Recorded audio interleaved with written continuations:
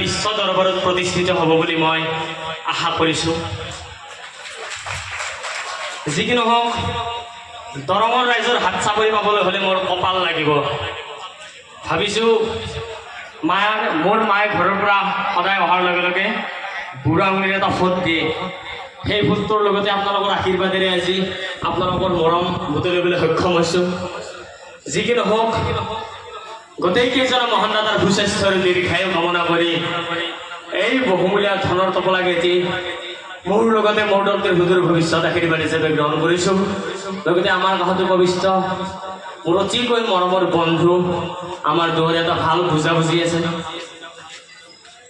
সেই বন্ধুৰ শ্ৰীচৰণত সেৱা জনাই, তেওঁৰ সংগীবৃন্দৰ শ্ৰীচৰণত সেৱা জনাই মোৰ ক্ষুদ্ৰ পৰিচয় দি দাঙি ধৰিছোঁ। নমস্কাৰ, মোৰ নাম শ্ৰী পাৰ্থ প্ৰতিম দাস, দেউতাৰ নাম শ্ৰী নীলকুমাৰ দাস, মাৰ নাম শ্ৰী পদুমী দাস, গাঁও চেংনৈ আৰু জিলা নলবাৰী, অসম। আৰু আমাৰ পৰম আৰাধ্য গুৰুজনৰ নাম হ'ল আমাৰ সকলোৰে শ্ৰদ্ধাৰ কণ্ঠ ভূষণ উপাধিপ্ৰাপ্ত মুকুটবিহীন সম্ৰাট বুলি যাক কোৱা হয়, নাগাৰ নামৰ এজন মহিৰুহ বুলি যাক ক'ব পাৰি, অসমৰ এজন স্বনামধন্য নাগাৰ নামৰ পাঠকৰ শিল্পী মাননীয় শ্ৰীযুত কৈলাশ তালুকদাৰ দেৱ। আৰু মোৰ আন এজন গুৰু আছে মোৰ সম্পৰ্কত মামা। মোৰ মামাই মোৰ লগতে অসমৰ বহুতো পাঠকক সহায় কৰি আহিছে।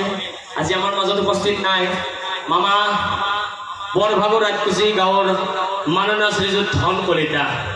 আৰু আপোনালোকৰ মাজত আজি যিটো নাম পৰিৱেশন কৰিলোঁ সেই নামটি অভিযোজনা কৰি আমাৰ হাতত তুলি দিছিল অসমৰ স্বনামধন্য নাগাৰ নামৰ পাঠক সুৰেন্দ্ৰ মোহন পাঠক, আৰু নামটিক পৰিচালনা আৰু সুৰ সংযোজন কৰি সহায় কৰি দিছিল মোৰ মামা শ্ৰীযুত মাননীয় শ্ৰীযুত ধন কলিতা। এই পবিত্ৰ স্থলীৰ পৰা দুয়োজনা শিল্পীলৈ মই ভক্তিৰ পুষ্পাঞ্জলি অৰ্পণ কৰিছোঁ।